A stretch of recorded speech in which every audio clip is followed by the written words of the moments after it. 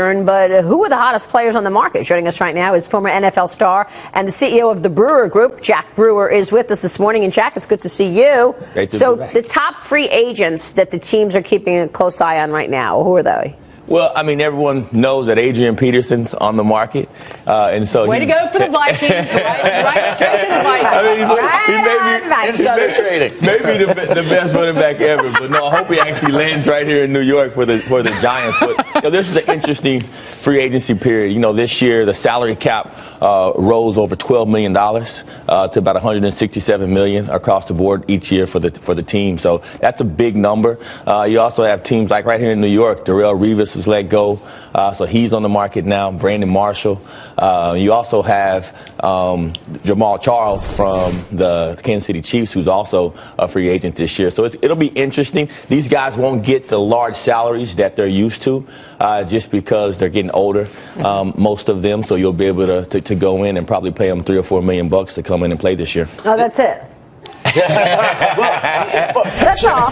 So you mentioned, but this is the fourth straight season that the cap has gone up by big numbers. I mean, 10 million plus, right? Yes, what has that done to impact the free agency market, and what teams are benefiting the most from these changes, these increases? It's been a huge change in the league. You know, after the collective bargaining agreement, you know, you saw a huge bump up in salaries. But, you know, what you're seeing across the league is free agency is changing. The franchise tag has affected free agency probably more than anything because it locks up so many players. Jason Pierre-Paul right here with the Giants. You know, if you look across the board at the defensive ends coming into this year's draft, the top 4 defensive ends have all been franchise tags or off the market. So, you know, Nick Perry from the Green Bay Packers is sitting there. He's probably the 5th best defensive end, and he may make more money than all of them.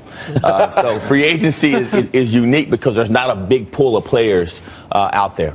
Hey, Jack, with all the money that we're talking about, with your big dollars, one of the things we worry about a lot is sort of the finances and players, and financial literacy is something that we're personally passionate about in my firm. But what can be done with some of the players to sort of help with that situation where they could find themselves penniless before they know it? That's what you do, right, at the Brewer Group? Yes, education. So we help with the education program down at the University of Miami, and I'm always big on education. I think financial literacy is of the utmost importance.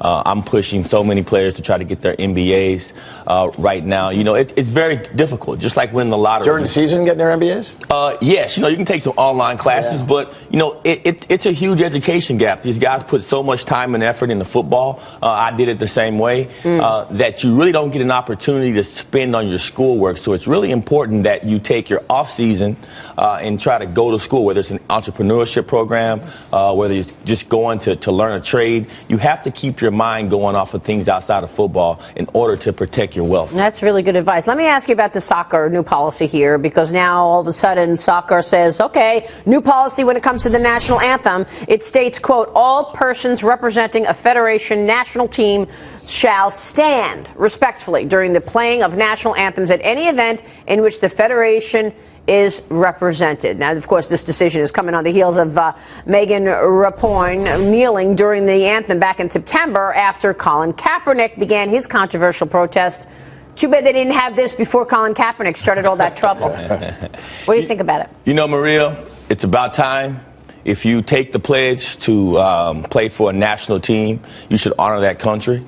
I feel strongly about that. You know, it's one thing if you're playing, you know, for the New York Giants or you're playing for the Mets, but if you're wearing that American flag and you're representing the people of this country, I feel very strongly that you should stand with your team. And that's the most important thing. If your entire team is standing, you should stand next to them. Yeah, I like that. It's about time. It's true. Yep. It was, I don't know, I mean, I didn't even understand what the protest was. You know, I mean, he just didn't like some of the policies of the United States, I guess. I mean, because of the treatment of minorities. Yeah, you know, Colin, in that situation, you know, he was taking on the African-American epidemic in the country with young black men. Is that the way to do it, so many more constructive There's ways. different ways to do it. Yeah. I'm not going to knock him for what he chose, but I will say this. That situation is much different than the U.S. team. If I'm wearing the American flag, you better be standing up, or I'm going to look at you cross-eyed. You're on my team. Jack, always a pleasure. Great to see you. Thank you so much. Thanks so much, Jack Brewer there.